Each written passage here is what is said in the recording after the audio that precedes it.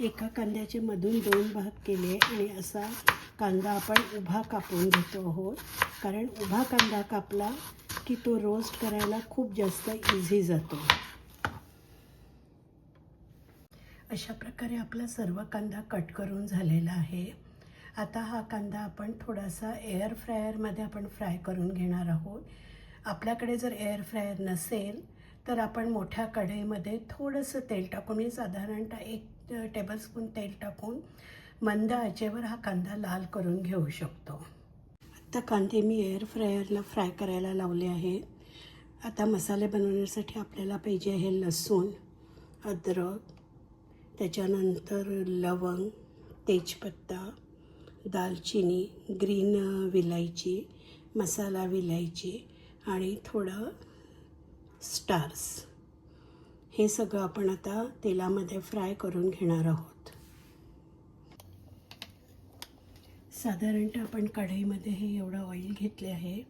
Oil गरम झालं की मग आपण हा एअर फ्रायमध्ये थोडासा हलकासा मी कांदा ड्राय करून घेतलेला आहे. तो कांदा याच्यात मी आता लालसर होईपर्यंत भाजणार आहे. आता आपला कांदा हळूहळू लालसर व्हायला सुरुवात झाली आहे. त्याच्यामध्ये मी आता लसूण आणि अद्रक घालते आहे.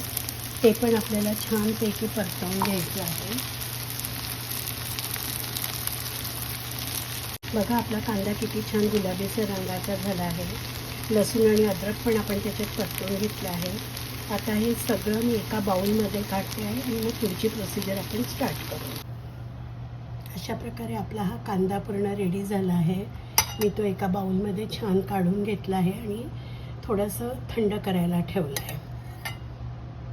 आता कढईमध्ये परत अगदी थोडंसं तेल घेतलं आहे, म्हणजे 1 टीस्पूनला पण आपण कमी तेल टाकलं आहे, कारण आधीचं पण नॉनस्टिक कढई असल्यामुळे थोडंसं तेल आहे त्याच्यात. आता हे तेल आपलं तापलं की त्याच्यामध्ये आपण आता तेजपत्ता टाकतो आहे, लवंगा, दालचिनी, मसाला विलायची आणि साधी विलायची, आणि हे सगळं आपण आता भाजून घेणार आहोत.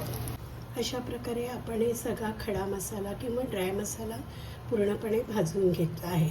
आता हे सगळं आपल्याला कूल डाऊन करायचं आहे. त्याच्यानंतर मग आपण पुढची प्रोसिजर स्टार्ट करू. बरं छानसं भाजून घेतो. याच्यासाठी आपल्याला तेल टाकायची गरज नाही. आपल्या याच्यात जे कढईला तेल आहे त्याच याच्यात हे खरपूस भाजून घेतो. आता ऑलमोस्ट आपलं खोबरं झालेलं आहे. हे आपण हे असं आता छानसं कांद्याचं वाटण करून घेतलेलं आहे. मिक्सरमध्ये अगदी छान बारीक करून घेतलेलं आहे. आणि 3 टोमॅटोची मीडियम साईज टोमॅटो त्याची आपण प्युरी करून घेतली आहे. आता हे 3 टेबलस्पून तेल गरम करायला ठेवलेलं आहे. हे गरम झालं की त्याच्यामध्ये आपण आता टोमॅटो प्युरी घालून तेल सुटेपर्यंत आपण परतवून घेणार आहोत. आता आपलं तेल गरम झालं आहे. त्याच्यात साधारणतः 1 टीस्पून आपण जिरं घातलं आहे. त्याच्यामध्ये आता मी हा हिंग घालते आहे, अर्धा टीस्पून ऑलमोस्ट. आणि आता ही टोमॅटोची पेस्ट त्याच्यात घालते आणि आता हिला छान अगदी लाल कलर येईपर्यंत आणि तेल सुटेपर्यंत आपण त्याला परतवणार आहोत. हे बघा आता आपल्या टोमॅटोला छानसं तेल सुटायला लागलेलं आहे. कलरसुद्धा बघा किती सुंदर आला आहे. आता ह्याच्यामध्ये आपण हे जे कांद्याचं खोबऱ्याचं वगैरे जे वाटण केलं आहे, कांदा, लसूण, अद्रक, खोबरं आणि सगळे खडे मसाले, हे सगळं वाटण ह्याच्यात व्यवस्थित आपण मिक्स करतो आहोत आणि ह्याला परत तेल सुटेपर्यंत आपल्याला परतवायचं आहे. ॲक्च्युली याच्यात मी तेल थोडं कमी ह्याच्यासाठी टाकलं आहे की हे मला फ्रीझरमध्ये साठवून ठेवायचं आहे, की जे साधारणतः त्याचा शेल्फ लाईफ 6 महिने आहे. ते तुम्ही जेव्हा पाहिजे तेव्हा, कारण आजकालच्या मुली वर्किंग असतात, वेळ नसतो त्यांना, तर त्या वेळेवर ह्याच्यातलं थोडा भाग काढून थोडंसं मग तेव्हा 1 टीस्पून वगैरे तेल किंवा तुमच्या आवडीनुसार तेल तापवायचं आणि हा रूम टेम्परेचरचा मसाला त्यात टाका आणि त्याच्यामध्ये पाणी टाका की तुमची ग्रेव्ही तयार होईल. मग तुम्हाला नॉनव्हेज करायचं नॉनव्हेज करू शकता तुम्ही, ह्याच्यात तुम्हाला व्हेज बनवायचं व्हेज बनवू शकता. चॉईस हा पूर्णपणे तुमचा असतो. आता आपला हा मसाला ऑलमोस्ट भाजून झालेला आहे. बघा कडेने पूर्ण तेल सुटायला सुरुवात झाली आहे थोडं थोडं, कारण आपण तेल मुळातच कमी टाकलं आहे आणि मसालासुद्धा असा कडेने पूर्ण सुटतो आहे, कुठेही तो भांड्याला लागत नाही आहे. आता आपलं कांद्याचं वाटण तयार झालेलं आहे, म्हणजे कांदा आणि टोमॅटोचं. आता याच्यामध्ये आपण टाकणार आहोत साधारणतः 1 टीस्पून हळद. हळद कांदा झाल्याशिवाय, पूर्ण परतवल्याशिवाय टाकायची नाही, नाहीतर त्याला ब्लॅकिश कलर येतो. त्याच्यामुळे हे लक्षात ठेवा. आणि हळद अगदी छान मिसळून घ्यायची, म्हणजे त्याचा पूर्ण जो रॉ स्मेल आहे तो पूर्ण निघून जाईल.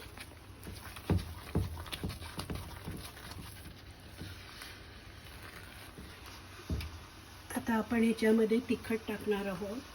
आपण आपल्या चवीनुसार तिखट टाकू शकतो. मी साधारणतः ह्याच्यात 3 टीस्पून तिखट घालते, कारण आम्ही खूप तिखट असं खात नाही. पण हे 3 टीस्पून मी तिखट घातलं आहे. समजा तुम्हाला जास्त टाकायचं तर टाकू शकता, किंवा वेळेवर आपण जेव्हा भाजी करतो तेव्हासुद्धा तुम्ही तेलामध्ये थोडंसं तिखट टाकून लगेच मसाला टाकू शकता. म्हणजे ते आपल्यावर डिपेंड आहे. आणि मी हे थोडंसं काश्मीरी आणि संकेश्वरी हे दोन्ही मिक्स तिखट घातलेलं आहे. हे कलर पण छान येतो आणि त्याला थोडासा तिखटपणा पण असतो. बघा किती सुंदर कलर येतो आहे ना.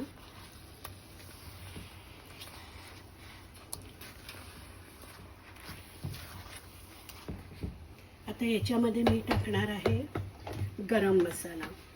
गरम मसाला आपण साधारणतः 1-2 टीस्पून ह्याच्यात टाकूया, जास्त पण आपल्याला गरज नाही आहे,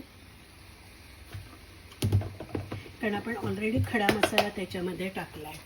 आता हे सगळं छान मिक्स करून घ्यायचं आहे आणि गॅस मीडियम आचेवरच ठेवायचा आहे आपल्याला.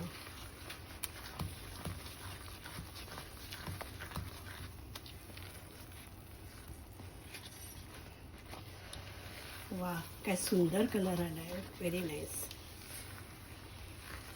आता याला आपण फक्त 5 मिनिट परतवणार आहोत की आपला हा रेडी टू ईट मसाला तयार राहील. Ready to cook, not ready to eat. Ready to cook मसाला आपला रेडी आहे. मग हा आपण व्हेज नॉनव्हेज सगळ्यांसाठी वापरू शकतो. आपला मसाला आता पूर्णपणे रेडी झालेला आहे. तुम्ही बघितलं तर तुम्हाला दिसेल की अगदी पूर्ण सगळ्या कडेने तेल येतं आहे आणि अगदी छान झालं आहे.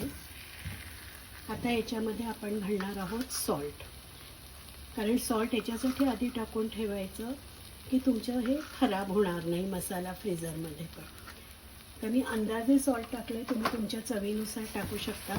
आणि याला थोडंसं मिक्स करून 1 मिनिट फक्त मसाला परत भाजायचा आहे, कारण काय होतं, मीठ घातलं की थोडं पाणी सुटतं मसाल्याला, तर आपल्याला तो पूर्ण ड्राय करायचा आहे. वा, काय मस्त कलर आला आहे, नाईस नाईस. अशा प्रकारे आपला हा मसाला पूर्णपणे रेडी झालेला आहे. आता हा आपण रूम टेम्परेचरला आला किंवा थंड झाला किंवा आपण कंटेनर्समध्ये भरून ठेवू शकतो. तुम्ही छोट्या छोट्या कंटेनर्समध्ये पण असं भरून ठेवू शकता, किंवा प्लास्टिकच्या बॅग्समध्ये, म्हणजे 1 टाईम यूजसाठी, किंवा मोठ्या टपरवेअर किंवा चांगल्या प्लास्टिकच्या डब्यामध्ये भरून पाहिजे तेवढी क्वांटिटी त्याच्यातून तुम्ही काढून घेऊ शकता. आणि याच्यामध्ये मी कोथिंबीर किंवा धनिया घातला नाही आहे. तो आपण वेळेवर जेव्हा आपण भाजी किंवा व्हेज नॉनव्हेज जे काय बनवू त्याच्यामध्ये आपल्याला वरतून टाकायचं आहे. आता हा आपला मसाला रेडी